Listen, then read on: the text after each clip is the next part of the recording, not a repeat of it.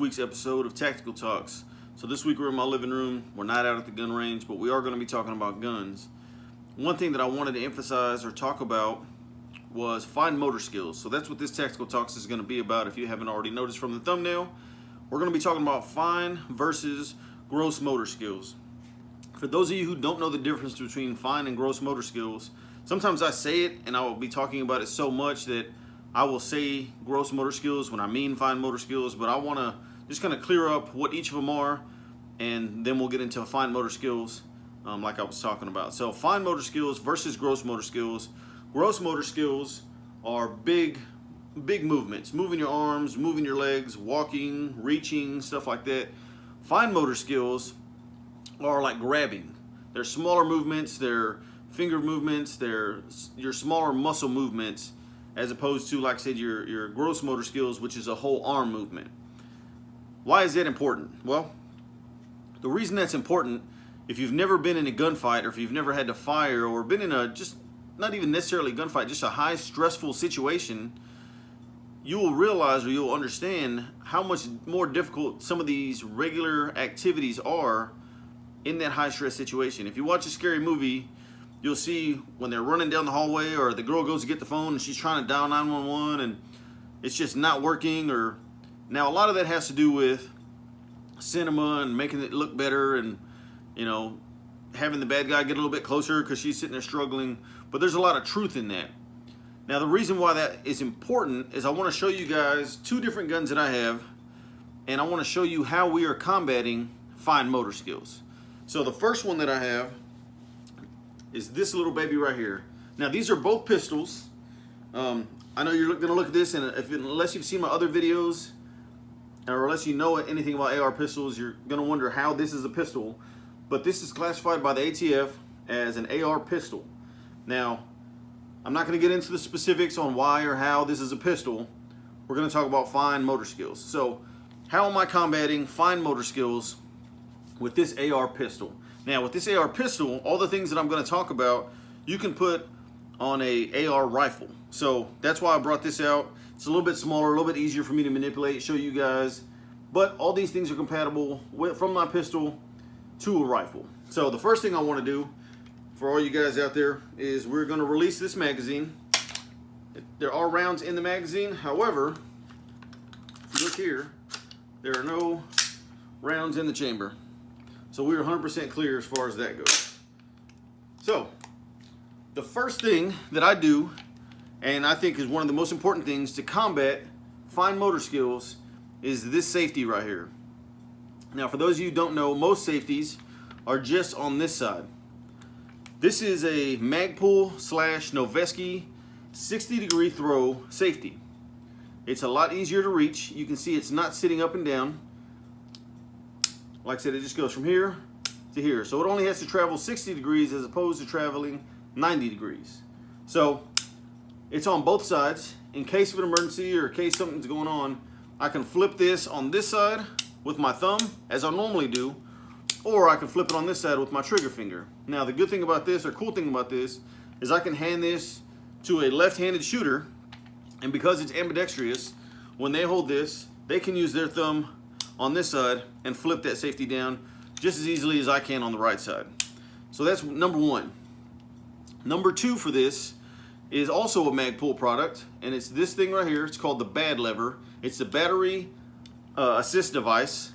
And what that does is, for those of you who are unsure of how this AR works, on the last round, or when you want to hold this chamber open, this goes back, and you would normally hold the small paddle here down to lock that bolt to the rear like that. Now, when you want this to go back into operation, you would come up over with your left hand and slap this paddle that's right here to send your bolt home, continue to fight, continue to shoot whatever you're shooting at, targets, you know, a threat.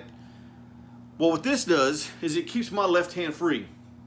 When I fire that last round, I can use my finger to drop the magazine. Magazine would fall down, bolts to the rear. I use this left hand, put in a new magazine, all in the same motion, instead of coming here and here, which doesn't seem like a long time unless you're in a fight or unless you're in a stressful situation. As I'm coming here, I can use my finger gonna be hard to see, but I can use my finger at this. The bad lever goes through the mag well and kicks out right here to this side. So as that magazine's going in, coming up, push, hand is still here, boom. Bolt's already forward, and I'm ready to engage again. So that's number 2 as far as my fine motor skills. Number 3 on this, I believe this is from Arma, maybe Arma Tactical, I'd have to look it up. This is a bigger magazine release than just the small button that's on there. Now, state laws are different, federal regulations are pretty much the same overall, but state laws can be a little bit tighter, a little bit harsher, I guess, however you want to view it. So some states do not allow this. Some states do not allow some of the things that I'm talking about. By no means am I saying go out and do this or telling you how to set up your weapon, but if your state allows it, this is something to think about. This is going to get you in the fight that much quicker, that much faster. Well, quicker, faster, same thing. They get you in the fight that much quicker and make you that much more effective is what I was going for. If I can get this safety a split second before you can, and I can reload a split second before you can, and I can drop this a split second before you can, all these things start to add up. In a gunfight, split seconds might as well be minutes.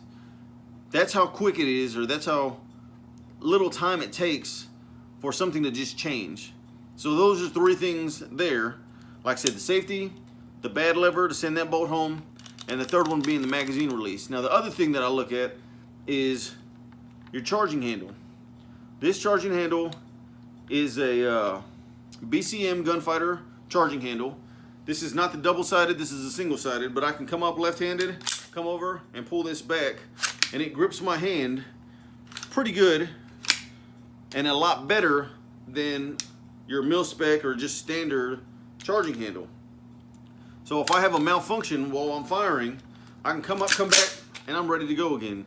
I'm that much quicker. I don't have to use those fine motor skills to find the button, pull back, come back here.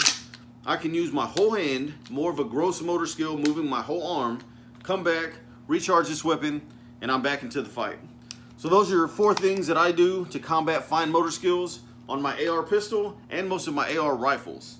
Now, the other gun I wanted to show you guys is another pistol.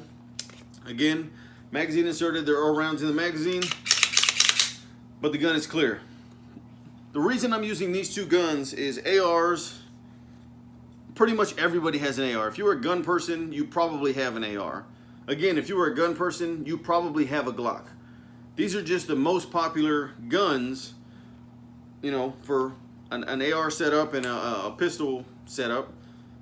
So that's why I'm showing you these things. Now, the other thing about these things being so popular is these things are like the Hondas of the gun world, in the sense that everybody makes parts for them. You can find aftermarket parts everywhere. You can go to Walmart and find aftermarket parts for guns. It's just become that common. Now, we'll set that aside. On here, what am I doing to combat fine motor skills? Now, my other Glock has the Arachna grip that goes up here at the top. Now, when you come over, you are moving, gross motor skill coming over, moving your entire arm. However, when you grab the slide and you pinch, that's a fine motor skill. You're coming over, you don't want to miss, you don't want to slide off.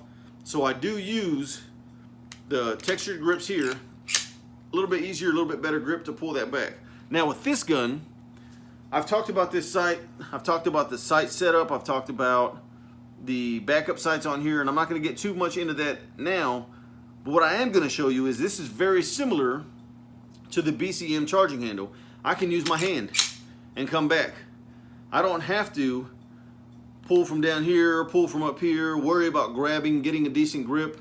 My hand can be open, come over the top, and I'm ready to go. Now, obviously you have to be careful. You don't want to come over the front. We're unloaded, but you don't want to come over the front. You don't want to rack here and then come back down. Obviously safety is always first, but in a combat situation, if I need this gun, I know that I'm shooting, malfunction, I can come over the top, boom, ready to go, and it's all here. So that's one thing that I do to combat fine motor skills on this Glock.